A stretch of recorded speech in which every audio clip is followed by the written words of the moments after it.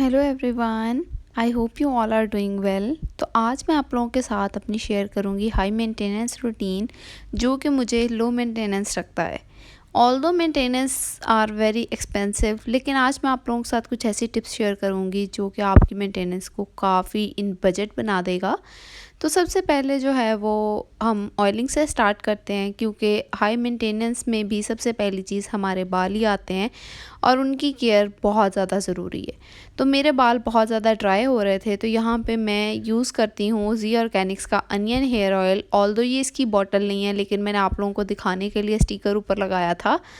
मैंने ये एक एक्स्ट्रा बॉटल में डाल के अपने यूज़ के लिए रखा हुआ है और मैं अपने बालों को इसी के साथ ही ऑयल करती हूँ। ये मेरे बालों को वॉल्यूमाइज भी करता है, हेयर ग्रोथ भी करता है, उसके अलावा डल डैमेज हेयर को भी इम्प्रूव करता है। और उसके बाद अलावा मीरब की पैदाइश के बाद मुझे एलोपेशिया का कुछ इशू होने लग गया था और इस हेयर ऑयल ने उसको भी काफ़ी हद तक इम्प्रूव कर दिया है। हेयर ऑयलिंग करने के बाद मैं हेयर स्क्रबर लेकर अपने स्कैल्प को अच्छे से स्क्रब कर लूँगी, जिससे खून की जो गर्दिश है वो भी बहुत ज़्यादा इम्प्रूव होती है और ये आपके बालों की हेयर इम्प्रूवमेंट में बहुत ज़्यादा हेल्प करता है। ये स्क्रबर मैंने दराज से बाय किया था। अगर आपको इसका लिंक चाहिए तो मैं नीचे डिस्क्रिप्शन बॉक्स में अटैच कर दूँगी और इसके अलावा सारे लिंक्स जो हैं वो आपको मेरे इंस्टाग्राम की हाइलाइट्स में भी मिल जाएंगे। 2 से 5 मिनट तक मैं अपने बालों को अच्छे से स्क्रब करूँगी। ये सारे काम जो है वो मंथ में मैं एक दफ़ा करती हूँ, क्योंकि डेली आप लोगों को जब भी नहाओ तो इतना टाइम नहीं मिलता बच्चे के साथ, तो इसलिए ये काम जो है वो मैं मंथ में एक दफ़ा लाजमी कर लेती हूँ। ये जो चीज़ें हैं ये फिर मेरी मेंटेनेंस को इम्प्रूव करती हैं और बार बार मुझे ये सारे काम नहीं करने पड़ते मंथ में।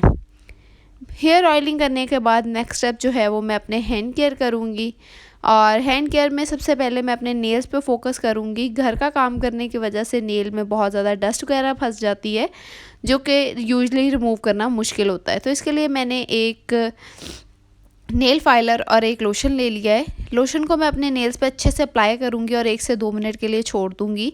उसके बाद जब अच्छे से ये मेरी सारी डस्ट को नरम कर देगा तो फिर मैं नेल फाइलर के साथ सारे कोनों से अच्छी तरह से इसको साफ़ कर लूँगी। मेरे नेल्स इससे बहुत ज़्यादा नीट एंड क्लीन भी हो जाएंगे और इनमें शाइन भी आती है।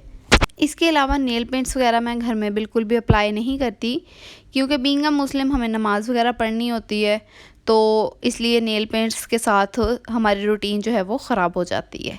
उसके अलावा जब से मीरा पैदा हुई है तो मैंने अपने नेल्स लंबे रखना भी छोड़ दिए हैं, क्योंकि बच्चों को लगने का बहुत ज़्यादा डर होता है। लेकिन जब मीरब के पैदा होने से पहले कभी भी मैंने अपने नेल्स इतने छोटे नहीं रखे थे, लेकिन अब फिर से मैं सोच रही हूँ कि अपने नेल्स को थोड़ा सा बड़ा करूँ, क्योंकि वीडियो में इस तरह से बहुत अजीब लगते हैं। और यहाँ पे बस मेरे नेल्स सारे क्लीन हो गए हैं और ये आपको भी नज़र आ रहे होंगे कि कितने शाइनी और क्लीन क्लीन लग रहे हैं। इसके बाद मैं सेम प्रोसेस रिपीट करूँगी अपने पैरों के नेल्स के लिए, लेकिन इससे पहले मैं अपने पैरों के नेल कट कर लूँगी, क्योंकि अब विंटर आ गए हैं और सॉक्स एंड बंद शूज़ के अंदर ये नाखून पेन करते हैं। और गर्मियों में मैं हमेशा नाखून थोड़े बड़े रखती हूँ पैरों के, खूबसूरत लगते हैं, लेकिन सर्दियों में मैं उन्हें कट कर देती हूँ। तो पैरों के नेल कट करने के बाद सेम प्रोसेस मैं लोशन वाला रिपीट करूँगी और इसके बाद जो है मैं एक होममेड मास्क अप्लाई करूँगी अपने hands, feet, face and neck पे। और इसके अंदर मैंने काफ़ी सारी चीज़ें ऐड की है, जैसे संदल पाउडर, रोज़ पाउडर, नीम पाउडर और इसके अलावा हुस्न यूसुफ, मुल्तानी मिट्टी। अगर आप चाहें, आपके पास ये सारी चीज़ें अवेलेबल हैं तो आप ये सारी चीज़ें भी यूज़ कर सकते हैं, और अगर नहीं तो सबसे बेस्ट मास्क हल्दी, बेसन और दही और लीमू का होता है, आप उसको भी अप्लाई कर सकते हैं। उसके रिजल्ट्स भी बहुत ज़्यादा कमाल के मिलते हैं। नेक और फेस पे अप्लाई करने के बाद अपने हैंड्स एंड फीट पे भी मैं अप्लाई कर लूँगी। और मैंने इसके बहुत ज़्यादा ड्राई होने का वेट नहीं किया था। जब ये तकरीबन 60% ड्राई हो गया था तो मैंने इसको अच्छे से रब करके उतार दिया था। हैंड्स एंड फीट पे मैंने तकरीबन 1 से 2 मिनट तक इसे रब किया था और फिर ठंडे पानी के साथ वॉश कर लिया था। लेकिन फेस और नेक पे मैंने इसे बहुत ज़्यादा रब नहीं किया था, क्योंकि रोज़ पेटल के जो है वो छोटे छोटे पार्टिकल्स इसके अंदर थे और वो स्किन पे थोड़े हार्श हो जाते हैं। उसके बाद रोज़ वाटर से मैंने अच्छे से अपने फेस पे स्प्रिंकल कर लिया था और उसके बाद अब मैं कर लूँगी अपने फेस शेविंग के लिए पहले मैं थ्रेड यूज़ करती थी, लेकिन वो काफ़ी ज़्यादा पेनफुल प्रोसेस है।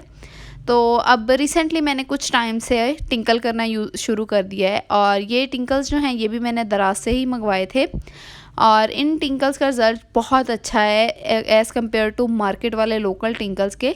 अगर आपको इनका लिंक चाहिए तो मुझे कमेंट्स में लाजमी बताइएगा, इसका लिंक भी मैं आप लोगों के साथ शेयर कर दूँगी। इसके बाद मैं अपनी hand and feet favourite mask apply करूँगी। ये मास्क प्लस स्क्रब है, इसके अंदर 1 चम्मच चीनी पिसी हुई, 1 चम्मच नमक और 1 नींबू का रस हम लोगों ने डाल लेना है। और ये आप लोगों की डेड स्किन को भी रिमूव करता है। अगर आप लोगों के कोई अनग्रोन हेयर्स हैं जो उनको भी बेटर करता है। उसके अलावा आपकी स्किन को ब्राइटन अप भी करता है, और अगर आपकी स्किन बहुत ज़्यादा डल, ड्राई, रफ़ हो गई है तो उसको भी इम्प्रूव करता है। ये मेरा बहुत साल पुराना और फेवरेट रेमेडी है। ये मैं अपने कॉलेज टाइम में कभी कभी यूज़ करती थी, और अब मैंने इसे दोबारा यूज़ करना स्टार्ट किया है क्योंकि मेरे हाथ जो है वो बहुत ज़्यादा ख़राब हो गए हैं। घर का काम करने की वजह से वैसे ही हमारे जो हाथ पैर है बहुत ज़्यादा ख़राब हो जाते हैं, तो हमें इस तरह की रेमेडीज़ अप्लाई करते रहना चाहिए ताकि हमारे हाथों की खूबसूरती बरकरार रहे। बस इसको 2 से 3 मिनट तक अच्छे से स्क्रब करने के बाद मैंने वॉश कर दिया था। इस टाइम मेरे हाथ बहुत रेड रेड लग रहे हैं, लेकिन आहिस्ता आहिस्ता जैसे जैसे नॉर्मल होंगे उस तरह से साफ़ होते जाएंगे। ये सारे प्रोसेस करने के बाद मैं अपनी बॉडी शेविंग की तरफ आऊँगी। जब मेरे पास टाइम होता है तो मैं वैक्सिंग भी कर लेती हूँ, लेकिन मैं ज़्यादा प्रेफर जो है वो रेज़र्स को ही करती हूँ क्योंकि ये टाइम सेविंग भी होते हैं एंड में बिल्कुल भी पेन नहीं होती। और मेरी हेयर ग्रोथ वैसे भी बॉडी पे बहुत कम है, तो इसलिए मुझे टिंकल्स सूट करते हैं ये रेज़र्स जो होते हैं। लेकिन अगर आपकी बॉडी हेयर्स बहुत ज़्यादा है और अगर आपकी स्ट्रॉबेरी स्किन है तो फिर ये आपको सूट नहीं करेंगे। तो इसमें तकरीबन बस 1 से 2 मिनट लगते हैं और आपकी स्किन बिल्कुल नीट हो जाती है। उसके बाद मैंने शावर ले लिया था और अब मैं एक शीट मास्क अप्लाई कर लूँगी अपने फेस पर, ताकि स्क्रब वाला मास्क अप्लाई करने की वजह से अगर कोई स्किन में पोर्स वगैरह ओपन हो गए हैं तो वो सारे अच्छे से क्लोज़ हो जाएं और मेरी स्किन बिल्कुल नीट एंड क्लीन हो जाए। और इस मास्क को तकरीबन 15 से 20 मिनट में लगा रहने दूंगी, और उस दौरान मैं अपने हैंड्स एंड फीट को अच्छे से मॉइस्चराइज़ कर लूँगी।